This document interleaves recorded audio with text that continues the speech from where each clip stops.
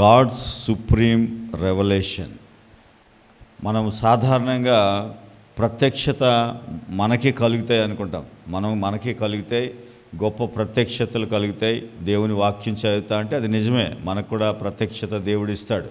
కానీ దేవుని ప్రత్యక్షత ఎంత గొప్పదో ఈ రాత్రి మనం నేర్చుకుందాం. ఎందుకంటే మన పట్ల దేవునికి ఒక ప్రత్యక్షత ఉంది. ప్రత్యక్షత అంటే రెవల్యూషన్, అంటే ఒక మంచి ఉద్దేశ్యం ఉంది దేవునికి. కాబట్టి అది ఏంటో ఈ రాత్రి మనం నేర్చుకుందాం. చూడండి, సాధారణంగా ఈరోజు ఒక పవర్ఫుల్ విషయాన్ని మీకు చెప్తా ఉన్నాను. సాధారణంగా అందరూ సిన్ కన్ఫెషన్ అంటారు, అంటే పాపపు ఒప్పుకోలు.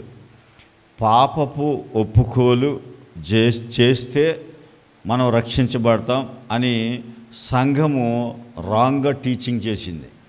సంఘము తరతరాలుగా నువ్వు కన్ఫెషన్, పాపపు ఒప్పుకోలు నీకు రక్షణ తీసుకొస్తుందని చెప్పారు. అది తప్పు. పాపపు ఒప్పుకోలు నీకు రక్షణని తీసుకురాదు. పాపపు ఒప్పుకోలు నీకు క్షమాపణ తీసుకొస్తుంది, నీ పాపానికి క్షమాపణ తీసుకొస్తుంది.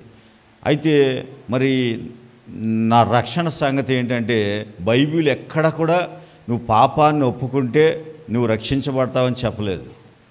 మీరు ఎక్కడైనా దొరికితే నాకు చూపించండి వచ్చిన. ఎక్కడ నీ పాపాలు ఒప్పుకుంటే నీకు రక్షణ కలుగుతుందని చెప్పలేదు. రక్షణ అది కేవలము తండ్రి అయిన దేవుని విల్, అది ఆయన బహుమానం, అది ఆయన కుమారుని ద్వారా జరిపించుకున్న కార్యం. అది అందుకే ఈ శిలువ ధ్యానాలకి మనం ఎందుకు వస్తున్నామంటే, పాప క్షమాపణ కొరకైతే నువ్వు రావవసరం లేదు. నువ్వు ఇంటి దగ్గర ప్రభా నేను తప్పు చేశాను ఆయన క్షమించంటే, క్షమాపణ అనేది కూడా ఒక గిఫ్ట్, అది నీకు వెంటనే వస్తుంది. అందుకే చూడండి, పాపం ఒప్పుకుంటే రక్షణ రాదు. పాపం ఒప్పుకుంటే ఏమొస్తుందో చూద్దాం. 1 యోహాను పత్రిక 1వ అధ్యాయం 9వ వచనం. త్వరగా 1 యోహాను పత్రిక 1వ అధ్యాయం 9వ వచనం. మన పాపములను మనము ఒప్పుకొని ఎడల ఆయన నమ్మదగిన వాడును నీతిమంతుడును గనుక మన పాపములను క్షమించి సమస్త దుర్నీతి నుండి మనల్ని తప్పిస్తాడు, పవిత్రులుగా చేస్తాడు. అంటే నీకేం రాశాడు? నీ పాపమును ఒప్పుకుంటే నీకేమొస్తుందని, రక్షణ వస్తుంది అన్నాడా, క్షమిస్తా అన్నాడా? నీ పాపములకు క్షమాపణ కలుగుతుంది, అంతే. రక్షణ అనేది, రక్షణ వేరు, క్షమాపణ వేరు. కానీ ఈ రాత్రి మీకు ఒక విషయాన్ని చెప్తున్నాను. ఏంటంటే, నీ పాపపు ఒప్పుకోలు నీకు క్షమాపణ తీసుకొస్తుంది. రక్షణని డీల్ చేసింది ఎవరంటే తండ్రి అయిన దేవుడు. ఎవరి ద్వారా డీల్ చేశాడంటే ప్రభు అయిన యేసుక్రీస్తు వారి ద్వారా. అందుకనే మనందరం ఇక్కడ ఈ 40 దినాలు రావడానికి కారణం ఏంటంటే, ఇది మన పని కాదు, ఇది మనం చేసింది కాదు. ప్రభు అయిన యేసుక్రీస్తు వారి శిలువ మరణ పునరుద్ధానాల ద్వారా మనకు రక్షణ కలిగింది. హల్లెలూయా. అందుకే చూడండి, రక్షణ ఎలా వస్తుందో చెప్పాడు. నువ్వు పాపం ఒప్పుకుంటే, అంటే సిన్ కన్ఫెస్ చేస్తే ఏమొస్తుంది అన్నాడు? క్షమాపణ వస్తుంది. వెరీ గుడ్, బాగా వింటున్నారు మీరు. క్షమాపణ వస్తుంది. కానీ ఏం ఒప్పుకుంటే రక్షణ వస్తుంది? మరి ఏం ఒప్పుకుంటే రక్షణ వస్తుంది? చూడండి, ఆ రోమాపత్రిక 10వ అధ్యాయం 9వ వచనం. 9వ వచనం.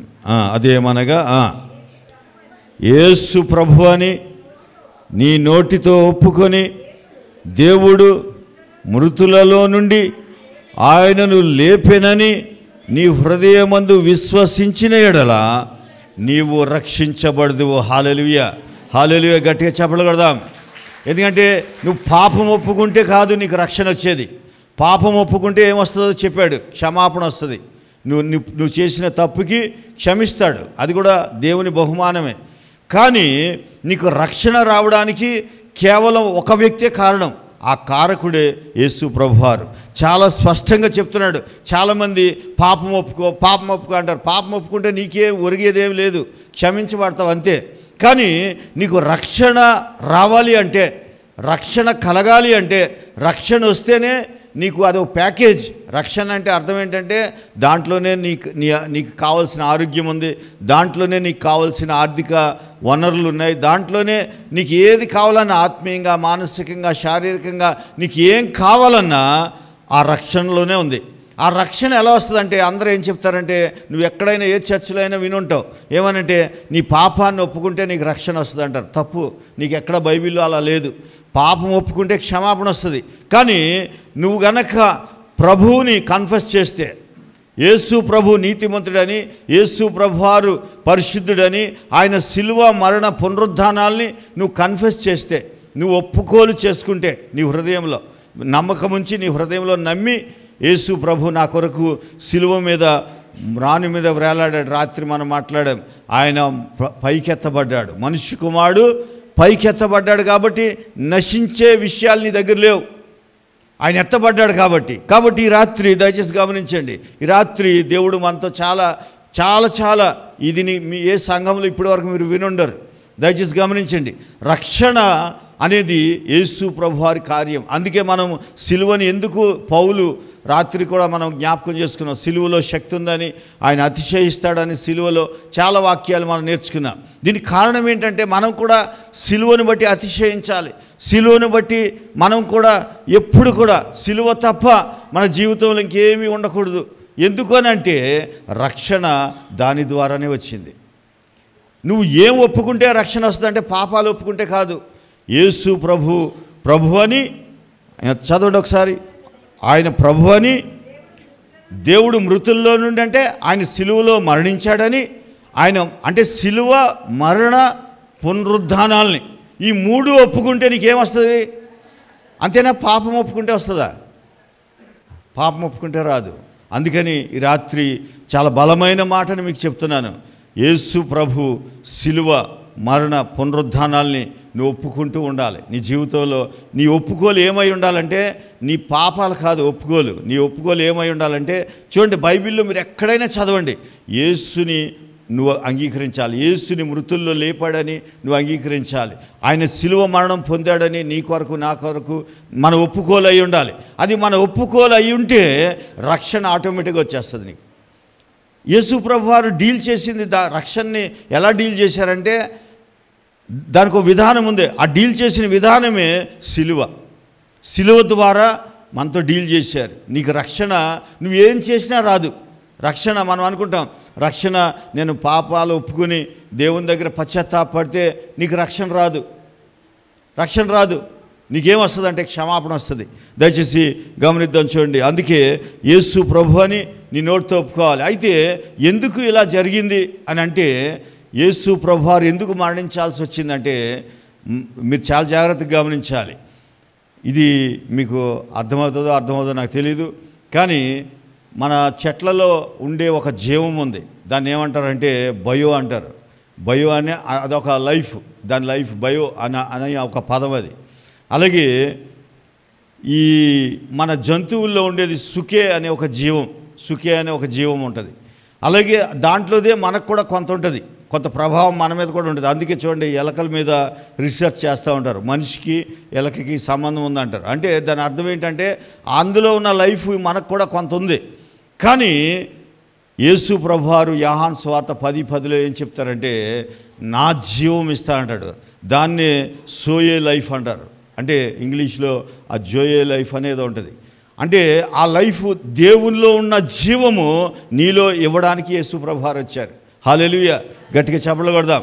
అందుకే చూడండి, అయితే మన బ్లడ్ ఆల్రెడీ కరప్ట్ అయిపోయింది. మన శరీరంలో ఉన్న బ్లడ్ని ఎందుకని నేను చెప్తున్నానంటే, దయచేసి చూడండి, మన ప్రాణము రక్తములోనే ఉంది.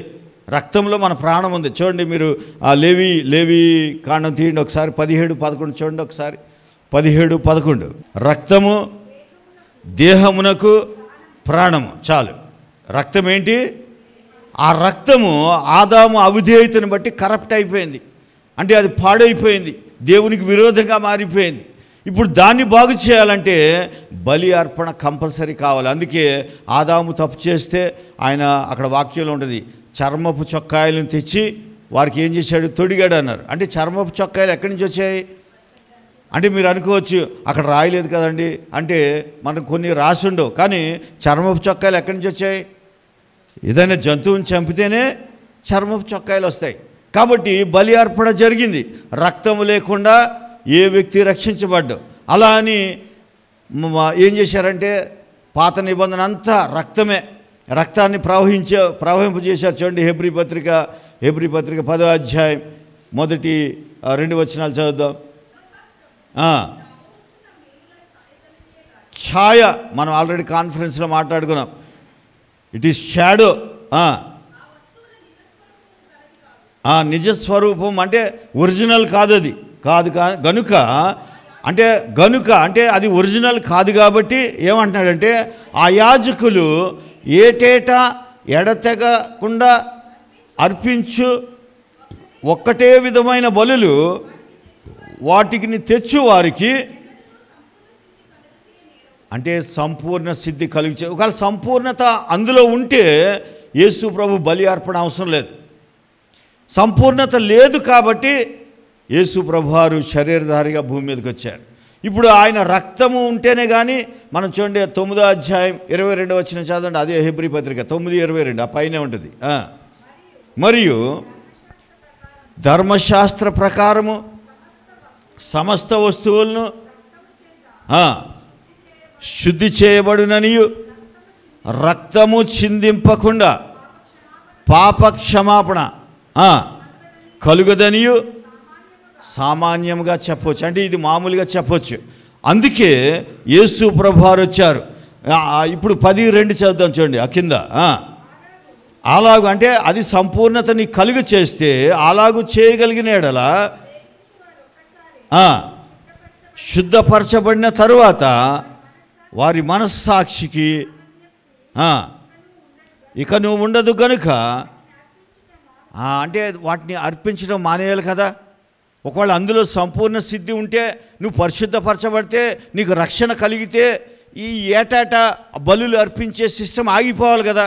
మరి ఎందుకు ఆగలేదని అపోస్తలుడైన పౌలు రాశాడని నా ఉద్దేశం. హెబ్రీ పత్రిక అది ఇంతవరకు క్లారిటీ లేదు, కానీ నా ఉద్దేశం అయితే ఆయనే రాసి ఉంటాడు. కాబట్టి దయచేసి గమనించండి. ఆ పరిశుద్ధుడైన పౌలు గారు చెప్తున్నాడు ఏంటంటే, నిజంగా ఆ బలి అర్పణ నిన్ను పరిశుద్ధపరిచి నీకు రక్షణ ఇవ్వగలిగితే ఇంకా మరి ఏటాటా ఎందుకు అర్పిస్తున్నారు అని అడుగుతున్నాడు అనమాట. అంటే రక్తం కంపల్సరీ కావాలి, కానీ అది ఛాయ, అది షాడో. కానీ ఒరిజినల్ వచ్చింది. ఒరిజినల్ ఏంటంటే యేసు ప్రభువారు. ఆయనే స్వయంగా వచ్చి ఇప్పుడు నిజంగా ఒకవేళ బలి అర్పణ అది ఓకే అయితే నీకేం ఉండకూడదు, సిన్ కన్ఫెషన్ ఉండకూడదు. ఇక చర్చిలో ఏముండకూడదు, పాపపు ఒప్పుకోలు ఉండకూడదు. కానీ పాపపు ఒప్పుకోలు ఆగిందా? ఆగలేదు. ఎందుకు ఆగలేదంటే నువ్వు అర్పించే ఆ బలిలో ఏమీ లేదు. యేసు ప్రభువారు వచ్చారు, రక్షకుడు వచ్చాడు. వస్తే ఇప్పుడు ఈయన బలి అర్పణ ఒక్కసారి చాలు. హల్లెలూయా, హల్లెలూయా. ఇక ఈ బలి అర్పణ ఒక్కసారి చాలు. ఒకవేళ అదే కరెక్ట్ అయితే ఇంకా అది కంటిన్యూ అయ్యేది, కానీ అది ఆగిపోయింది. కారణం ఏంటంటే ఈయన యేసు ప్రభువారు సదాకాలమునకు సరిపడా ఒకే ఒక అర్పణ తీసుకొచ్చాడు. కాబట్టి నువ్వు ఎప్పుడు కూడా నీ మదిలో నీ మనస్సులో ఏముండాలంటే యేసు ప్రభువారు శిలువ మరణ పునరుద్ధానాలే గిరగిర తిరుగుతూ ఉండాలి. మనం అంటాం కదా, నా తల్లో అదే విషయం గిరగిర తిరుగుతుంది అంటాం. గిరగిర తిరగడం అంటే అదే గుర్తొస్తుంది, లేచినా పడుకున్నా నాకు అదే జ్ఞాపకం వస్తుంది అంటాం. నిజంగా నీకు అదే శిలువ మరణ పునరుద్ధానాలే జ్ఞాపకం వస్తే నువ్వు ఎందులో ఉన్నావు అంటే రక్షణలో ఉన్నావు. నీకు పాప జ్ఞాప్తి రాదిక. కానీ పాప జ్ఞాప్తి ఎందుకు వస్తుందంటే నువ్వు శిలువను దాటి వేరే చోటుకు వెళ్తే పాపపు జ్ఞాప్తి వస్తుంది. అంటే నువ్వు వినే వాక్యం కూడా కరెక్ట్గా వినాలి. ఇన్ని రోజులు ఎప్పుడైనా విన్నావా నువ్వు? పాపం ఒప్పుకుంటే రక్షణ వస్తుందని నువ్వు నమ్మేవు, కానీ బైబిల్ చెప్పలేదు, అలా చెప్పలేదు. కాబట్టి దయచేసి గమనించండి, రక్షణ ఎలా వచ్చిందంటే అది కేవలం యేసు ప్రభువారి త్యాగ ఫలితము. హల్లెలూయా. ఆయన చేసిన త్యాగం, ఆయన కల్వరి శిలువలో వేలాడి తానే, చూడండి హెబ్రీ పత్రిక 1వ అధ్యాయంలో ఒక మాట అంటాడు, తానే. ఆ మాట ఎంత బాగుంటుందంటే, అంటే నీదేమీ లేదు, నాదేమీ లేదు, ఆయన త్యాగ ఫలితమే మన రక్షణ. చూడండి ఆయన ఏమంటాడంటే 4వ వచనం చదవండి, 1వ అధ్యాయం 4వ వచనం.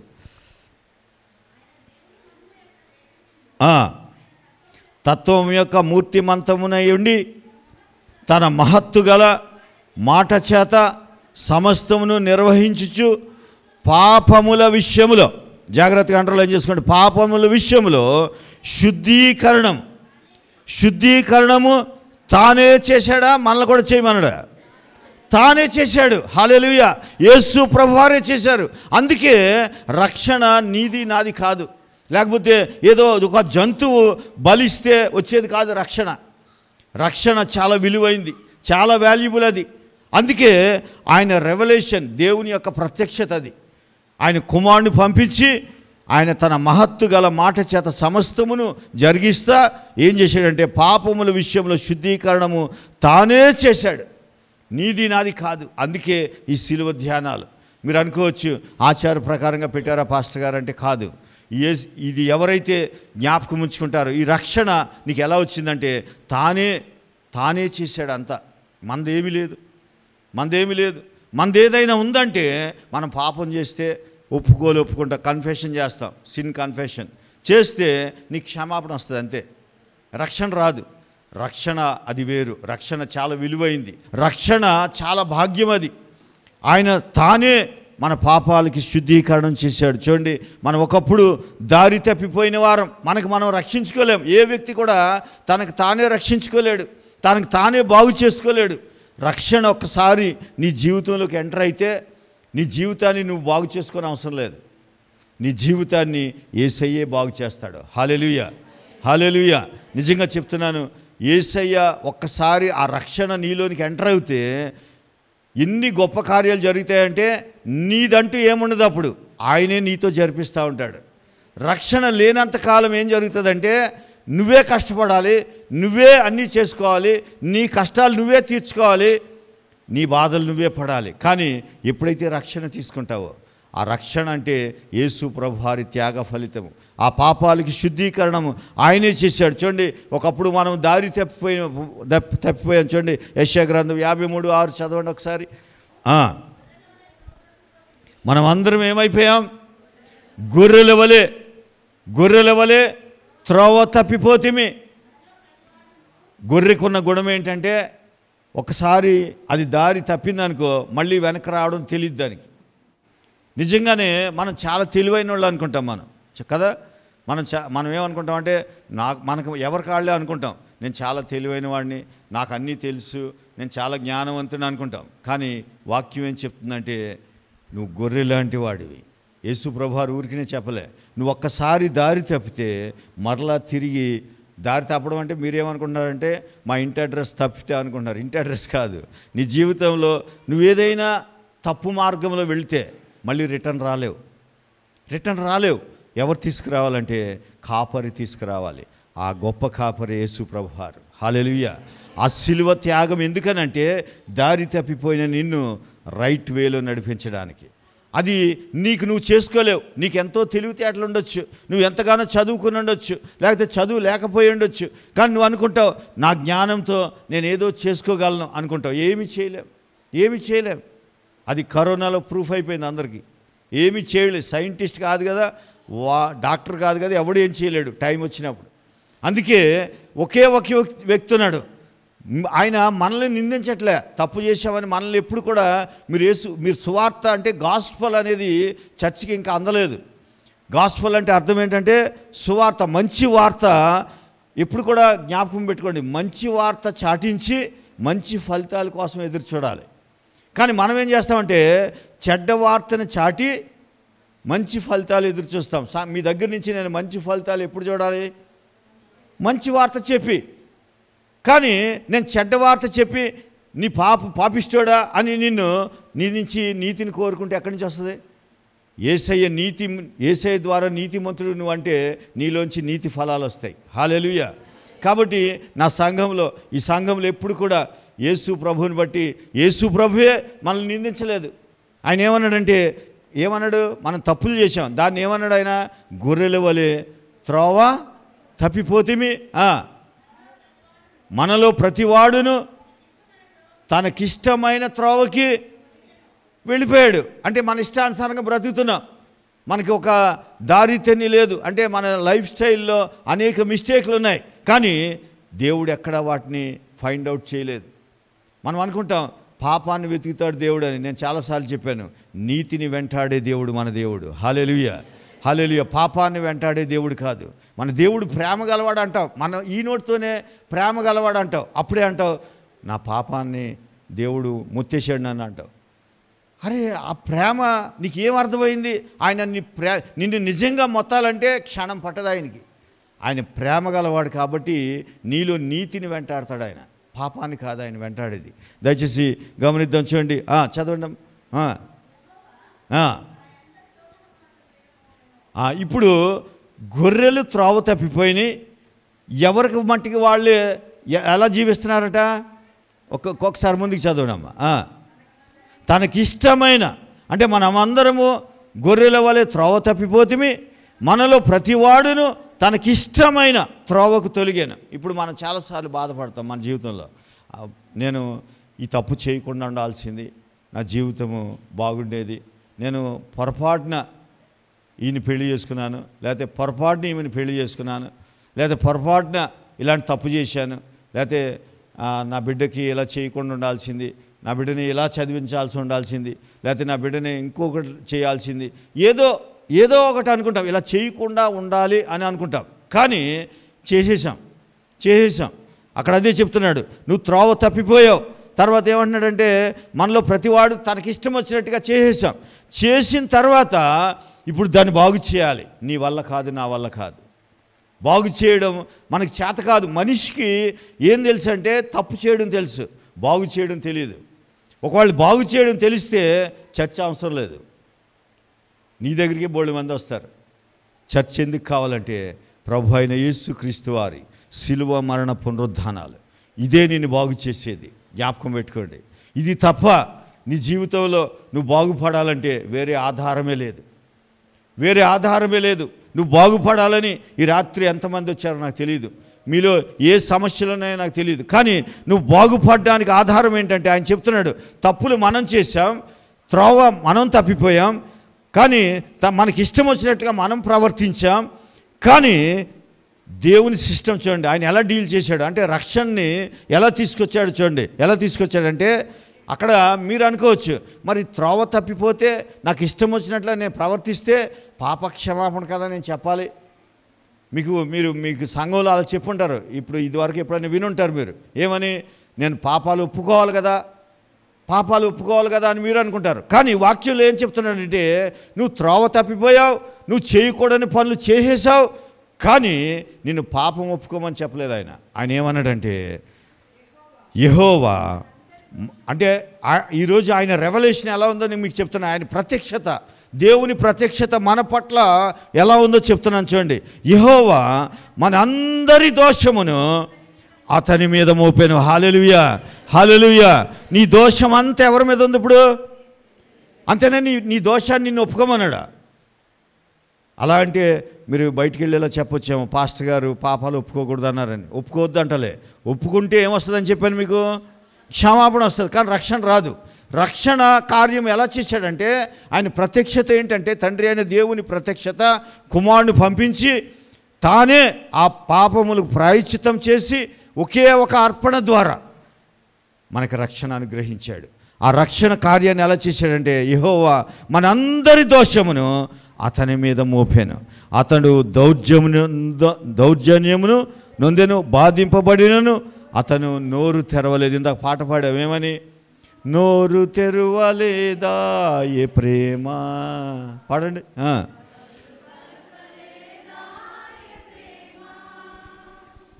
నోరు తెరవలేదా ఏ ప్రేమ, బదులు పలుకలేదా ఏ ప్రేమ,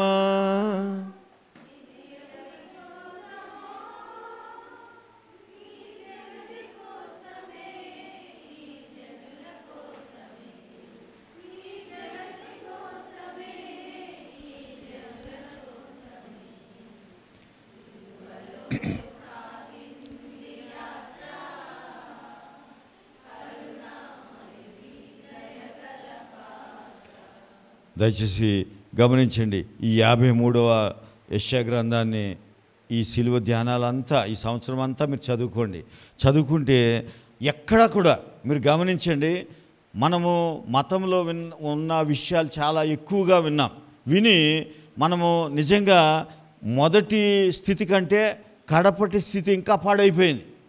అంటే ఇప్పుడున్న పరిస్థితులు ఇంకా పాడు చేసేసాయి అలాంటి వర్తమానాలు విని మనం. కానీ 53వ యెషయా గ్రంథంలో ఎక్కడా కూడా నీ పాపపు ఒప్పుకోలు గురించి మాట్లాడు. కుమారుడు ఏం చేశాడో చెప్తాడు అంతే. కుమారుడు యొక్క సిలువను గురించి చెప్తాడు. ఆయన నీ వ్యాధిని ఎలా బాగు చేశాడో చెప్తాడు. అంటే నువ్వు ఎక్కడో తప్పులు చేసావు, ఏదో చేసి నీ అనారోగ్యాన్ని తెచ్చుకున్నావు, దాన్ని ఎలా బాగు చేశాడో చెప్పాడు. అలాగే నువ్వు పాపం చేసి అపరిశుద్ధుడు అయిపోయావు, కానీ నిన్ను నీతిమంతుడిని ఎలా చేశాడో చెప్పాడు. అలాగే ఆయన మొత్తం సిలువ కార్యమంతా 53వ ఆ యెషయా గ్రంథంలో రాసినట్లుగా మనం గమనిస్తాం. చూడండి 11వ వచనంలో ఏమంటాడంటే, ఎక్కడా కూడా మీరు చాలా జాగ్రత్తగా ఆయన ప్రత్యక్షత ఈ రాత్రి మనం నేర్చుకుంటున్నాం. ఆయన ప్రత్యక్షత ఎవరి ద్వారా రక్షణ ఇచ్చాడంటే ప్రభు అయిన యేసుక్రీస్తు ద్వారా. అందుకే ఆయన ఒక్కడే మహిమకి అర్హుడు. హల్లెలూయా, హల్లెలూయా. ఆయనకి మాత్రమే నువ్వు థ్యాంక్స్ చెప్పాలి, చర్చికి కాదు, సంఘ కాపురికి కాదు నువ్వు థ్యాంక్స్ చెప్పాల్సింది. థ్యాంక్స్ ఎవరికి చెప్పాలంటే ప్రభు అయిన యేసుక్రీస్తు వారికి. ఎందుకంటే ఆ సిలువ త్యాగమే ఈ రోజున రక్షణ కార్యాన్ని మన జీవితంలోకి ఇచ్చింది. ఆ రక్షణ లేకపోతే నువ్వు ఎన్ని పాపాలు ఒప్పుకున్నా నీకు ఏం ఉపయోగం లేదు, నీ జీవితంలో ఏం ఉపయోగపడదు అది. నువ్వు ఎన్ని పశ్చాత్తాప ప్రార్థనలు చేసినా అవి పనిచేయవు. ఎన్ని పశువులు తీసుకొచ్చినా ఆ రక్తము నిన్ను నీ పాప జ్ఞప్తిని ఆఫ్ చేయలేవు. కానీ ఎప్పుడైనా జ్ఞాపకం పెట్టుకో, ఒక నెల ప్రాక్టీస్ చేయి. ఆయన సిలువ మరణ పునరుద్ధానాల్ని నువ్వు అదే పనిగా, అదే ధ్యానంగా, కేంద్రంగా నువ్వు కనుక ధ్యానిస్తూ ఉంటే నీకు పాపజ్ఞప్తి రాదు. ఈ సంఘంలో నాకు తెలిసి పాపజ్ఞప్తి చాలా తక్కువ. ఏ వ్యక్తిలో అయితే పాపజ్ఞప్తి ఉండదో ఆ వ్యక్తిలో యేసు ప్రభువారి యొక్క సిలువ కార్యం పనిచేస్తున్నట్లు లెక్క. హల్లెలూయా, హల్లెలూయా. ఇవాళ నుంచి చెక్ చేసుకోండి. పాపాలు గుర్తొస్తున్నాయంటే నువ్వు ఇంకెందులో ఉన్నట్టు? బలుల్లోనే ఉన్నట్టు. అంటే ఆ ధర్మశాస్త్రంలోనే కొట్టుకుంటున్నావు నువ్వు. నేను ఏదో చేయాలి అనే దాంట్లో ఉన్నావు నువ్వు, ఆ ప్రాక్టీస్లో ఉన్నావు. ఒకవేళ పాపజ్ఞప్తి తగ్గిపోయి యేసు ప్రభు సిలువను బట్టి నేను నీతిమంతుడిని, ఆయన నా పాపములను శుద్ధి చేశాడు, నేను పరిశుద్ధుడిని, ఆయన బట్టి ఒకే ఒక అర్పణ నన్ను పరిశుద్ధపరిచింది అని ఒకవేళ అలాంటి జ్ఞప్తి నీకు వస్తే నువ్వెవరు అంటే నీతిమంతుడు, నీతిమంతురాలివి. హల్లెలూయా, పరిశుద్ధుడవు. కాబట్టి దయచేసి ఈ రాత్రి ఆయన ప్రత్యక్షత ఏం చెప్తున్నాడు? 11వ వచనం చదువుదాం చూడండి. అతడు తృప్తి నందును నా సేవకుడు జనుల దోషములు, అంటే నీ దోషాలు నిన్ను భరించమన్నాడా? ఆయన భరిస్తా అన్నాడా? ఆయనే భరిస్తా అన్నాడు. అందుకే ఈ సిలువ ధ్యానాలు చూడండి. ఆయన తన దోషములను ఆయన భరించి తనకున్న అనుభవ జ్ఞానము చేత అనేకులను నిర్దోషులుగా చేస్తాడు. హల్లెలూయా, హల్లెలూయా. నీ మీద నేరం మోపలేదు ఆయన. అనవసరంగా మన మీద మనమే నేరం మోపుకుంటున్నాం. ఈ సిలువ మనకేం చెప్పిందంటే నీకు నువ్వు చేసుకోలేవని, త్రోవ తప్పిపోయావని, గొర్రెల వలె మళ్ళీ వెనక్కి రాలేవని నీ కొరకు రక్షకుడిగా ఆయన వచ్చి బలి అర్పణ, ఒకే ఒక అర్పణ ఇచ్చి, హెబ్రీ పత్రికలో 10వ అధ్యాయంలో ఉంటుంది, ఒక్క అర్పణ చేత నిన్ను నన్ను విడిపించేశాడు, రక్షణ ఇచ్చేశాడు. రక్షణ ఇచ్చి ఇప్పుడు బ్రతకమని ఆ రక్షణ ఇవ్వగానే నీకు ఏం జ్ఞప్తికి రాకూడదంటే ఏం రాకూడదు? మనం రక్షణ పొంది ఎన్ని సంవత్సరాలు అయింది? అయినా ఈరోజు కూడా పాపాలను జ్ఞప్తికి తెచ్చుకోకూడదు. అలా బైబిల్లో చెప్పలేదు. పాప జ్ఞప్తి కాదు నీకు కావాల్సింది, నీకు నీతి అనే జ్ఞప్తి రావాలి. యేసు ప్రభు వారి యొక్క రక్తము జ్ఞప్తికి రావాలి. ఎప్పుడు ధ్యానించినా ఆ సిలువ జ్ఞాపకం రావాలి. దయచేసి గమనించండి. ఈ రాత్రి నేను వాక్యాన్ని ముగించబోతా ఉన్నాను. Gods supreme revolution. ఇది ఈ 53వ యెషయా గ్రంథం లేకపోతే హెబ్రీ పత్రిక. ఆయన సిలువ కార్యం, ఆయన సిలువ మరణ పునరుద్ధానాలు ఏంటంటే గాడ్స్ సుప్రీం రెవల్యూషన్. అంటే ఆయన గొప్ప ప్రత్యక్షత మన ఎడల. ఎందుకనంటే క్షమాపణ అంటే నువ్వు ఒప్పుకుంటావు, ఒప్పుకుంటే క్షమించబడతావు పాపాన్ని ఒప్పుకుంటే. కానీ రక్షణ నువ్వు ఒప్పుకున్నా కూడా రక్షణ రాదు. రక్షణ కేవలము మనం చదివాం, ఒక పశువు వధించబడాలి, రక్తం కావాలి, ఆ రక్తం ద్వారానే రక్షణ కలుగుతుంది. కాబట్టి ఆ రక్తమే చిందించి యేసు ప్రభువారు మన కొరకు గాయములు పొంది రక్తం చిందించి రక్షణని ఉచితంగా మనకిచ్చాడు. అది చాలా విలువైంది. ఆ విలువైంది మనకిచ్చారు. ఒకవేళ ఈ రాత్రి మీలో ఎవరైనా రక్షణ తీసుకోకపోతే, ఈ రాత్రి ఒకవేళ ఎవరైనా రక్షించబడకపోతే ఒప్పుకోండి, ప్రభా నేను నీ యొక్క గొప్ప ప్రత్యక్షతను ఒప్పుకుంటున్నాను. నా కొరకు ఆ సిలువలో రక్తం చిందించి నేను త్రోవ తప్పిపోయానని, నా జీవితం పాడైపోయిందని, నా జీవితానికి ఒక గమ్యం లేదని తెలిసి నువ్వే నా దోషాన్ని భరించావు, నా పాపాలని నీ మీద వేసుకుని నన్ను విడుదల చేశావు.